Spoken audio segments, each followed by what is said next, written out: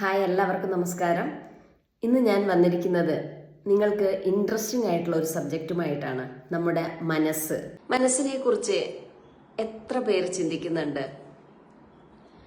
നമ്മുടെ ജീവിതം കൺട്രോൾ ചെയ്യുന്നത് നമ്മളല്ല, നമ്മുടെ മനസ്സാണ്.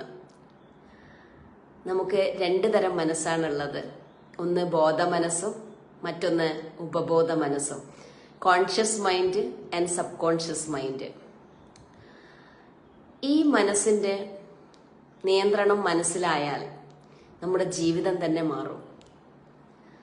എത്ര പേര് ചിന്തിക്കുന്നുണ്ട് നമ്മുടെ മനസ്സിനെ കുറിച്ച്? നമ്മുടെ ബോധ മനസ്സിനെ കുറിച്ച് പറയുകയാണെങ്കിൽ, ഇപ്പൊ ഞാൻ സംസാരിക്കുന്നതും നിങ്ങൾ കേട്ടുകൊണ്ടിരിക്കുന്നതും ഒക്കെ ബോധ മനസ്സിലാണ്. നമ്മളൊരു ഡിസിഷൻ എടുക്കുന്നതും അനലൈസ് ചെയ്യുന്നതൊക്കെ ബോധ മനസ്സിലാണ്. ഒരു ഇമ്പോർട്ടൻ്റ് ആയിട്ടുള്ള കാര്യം എന്ന് പറഞ്ഞാല്, മനസ്സിന്റെ ചെറിയൊരു പാർട്ട് മാത്രമാണ് ബോധ മനസ്സ്. ബാക്കി മുഴുവനും വെള്ളത്തിനടിയിലാണ്. അതാണ് സബ് കോൺഷ്യസ് മൈൻഡ്. ഈ ഒരു സബ് കോൺഷ്യസ് മൈൻഡ് എന്ന് പറഞ്ഞാൽ പവർഫുൾ മൈൻഡാണ്.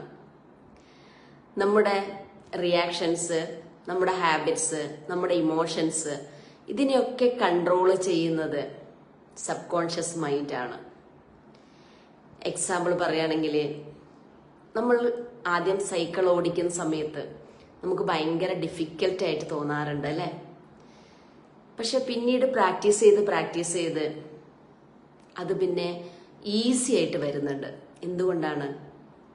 അത് നമ്മുടെ സബ് കോൺഷ്യസ് മൈൻഡിൽ സ്റ്റോർ ആയതുകൊണ്ടാണ്. ഇതുപോലെ തന്നെ നമ്മളെ ചിന്തകൾ റിപ്പീറ്റ് ചെയ്ത് ചിന്തിക്കുമ്പോൾ, ബോധ മനസ്സിൽ നമ്മൾ റിപ്പീറ്റ് ചെയ്ത് ചിന്തിക്കുന്ന കാര്യങ്ങൾ ഉപബോധ മനസ്സിലേക്ക് ആഴ്ന്നിറങ്ങി അവിടെ പതിയുമ്പോഴാണ് അത് റിയാലിറ്റി ആയിട്ട് സംഭവിക്കുന്നത്.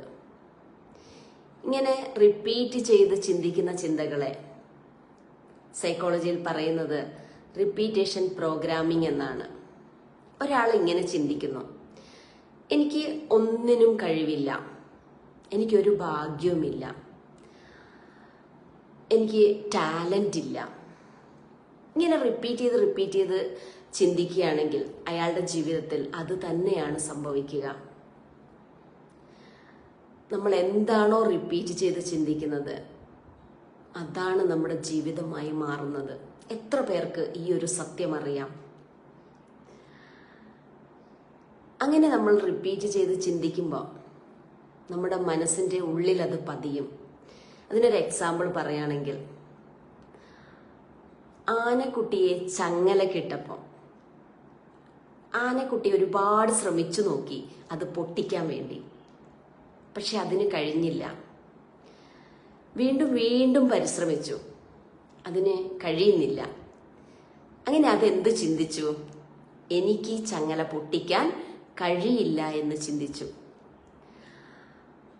അതുകൊണ്ട് തന്നെ ആനക്കുട്ടി വലുതായപ്പോഴും ആനക്കുട്ടിയുടെ മൈൻഡിൽ എന്താണ്? വലിയ ആനയായിട്ടും ആനയുടെ മൈൻഡിൽ എന്താണുള്ളത്? എനിക്ക് ഈ ചങ്ങല പൊട്ടിക്കാൻ കഴിയില്ല. ആന വലിയതായപ്പോ ഒറ്റ തട്ടിന് ആ ചങ്ങല പൊട്ടിക്കാൻ കഴിയും. പക്ഷേ അത് മൈൻഡില് ഡെപ്പോസിറ്റ് ചെയ്തിരിക്കുന്നത് എന്താണ്? എനിക്ക് ഈ ചങ്ങല പൊട്ടിക്കാൻ കഴിയില്ല എന്നുള്ളൊരു കാര്യമാണ്. ഇത് തന്നെയാണ് നമ്മുടെ ജീവിതത്തിൻ്റെയും കഥ. നമ്മൾ എന്താണോ റിപ്പീറ്റ് ചെയ്ത് നമ്മുടെ മൈൻഡിൽ കൊടുക്കുന്നത് അത് തന്നെയാണ് നമ്മുടെ ജീവിതമായി മാറുന്നത്. എത്ര പേർക്ക് ഈ ഒരു സത്യം അറിയാം? നമ്മൾ ബോധ മനസ്സിലെ പല കാര്യങ്ങളും ചിന്തിച്ച് റിപ്പീറ്റ് ചെയ്ത് ഇങ്ങനെ ചിന്തിക്കും. പക്ഷെ അത് ഉപബോധ മനസ്സിന്റെ ഉള്ളിലേക്ക് ആഴ്ന്നിറങ്ങുന്നുണ്ട് എന്നുള്ള കാര്യം ആരും മനസ്സിലാക്കില്ല.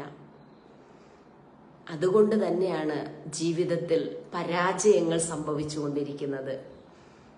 നമ്മൾ എന്തെങ്കിലും ഒരു കാര്യത്തിന് പരിശ്രമിക്കുമ്പോൾ അത് നടന്നിട്ടില്ലെങ്കിൽ അപ്പം മൈൻഡിൽ എന്ത് കൊടുക്കും?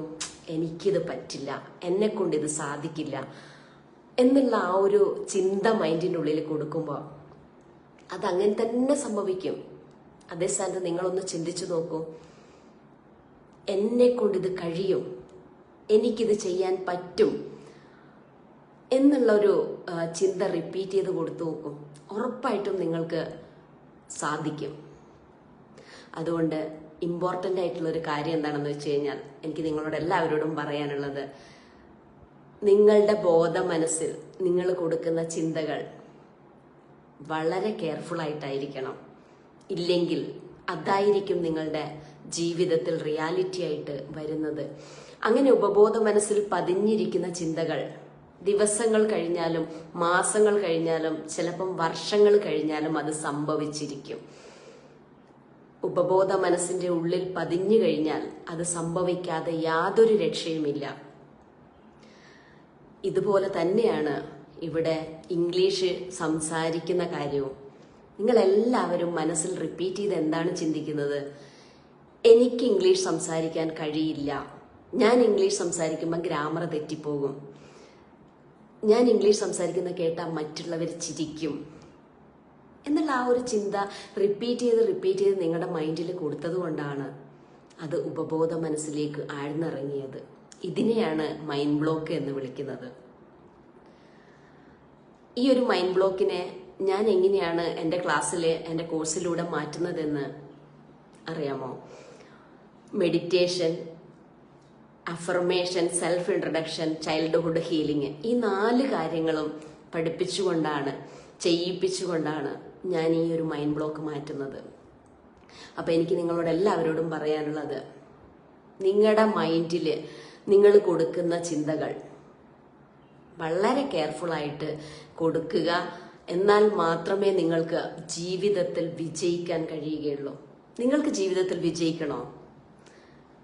നിങ്ങളൊരു വിജയിയാണെന്ന് റിപ്പീറ്റ് ചെയ്ത് പറയുക. ഉറപ്പായിട്ട് നിങ്ങൾ ജീവിതത്തിൽ വിജയിച്ചിരിക്കും. നിങ്ങൾ അങ്ങനെ പറയുമ്പോൾ അതിനു വേണ്ട ആക്ഷൻ എടുക്കാൻ നിങ്ങൾക്ക് ഉള്ളൊരു മൈൻഡ് നിങ്ങൾക്ക് വരും. അതോടുകൂടി നിങ്ങൾ ജീവിതത്തിൽ വിജയിക്കും.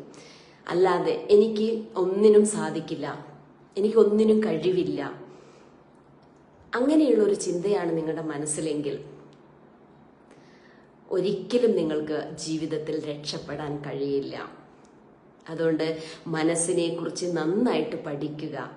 നമുക്ക് ഉള്ള 2 മനസ്സിനെ കുറിച്ചും, കാരണം ഈ ബോധ മനസ്സിൽ നമ്മൾ റിപ്പീറ്റ് ചെയ്ത് ചിന്തിക്കുന്ന ചിന്തകളാണ് ഉപബോധ മനസ്സിലേക്ക് ആഴ്ന്നിറങ്ങി പോകുന്നത് എന്നുള്ള ഒരു സത്യം എല്ലാവരും മനസ്സിലാക്കുക. നിങ്ങൾക്ക് എൻ്റെ വീഡിയോ ഇഷ്ടമായെങ്കിൽ സബ്സ്ക്രൈബ് ചെയ്യാനും ലൈക്ക് ചെയ്യാനും ഷെയർ ചെയ്യാനും മറക്കരുത്. അതേപോലെ തന്നെ കമൻറ്റ് ചെയ്യാനും മറക്കരുത്. എന്ത് തന്നെയായാലും കമൻറ്റ് ചെയ്യുക. എൻ്റെ പേര് ശോഭാരാജ്, സൈക്കോളജി ബേസ്ഡ് ഇംഗ്ലീഷ് ഫ്ലുവൻസി കോച്ചാണ്. 22 വർഷം വിദേശ ടീച്ചിങ് എക്സ്പീരിയൻസ് ഉള്ളതാണ്. Thank you.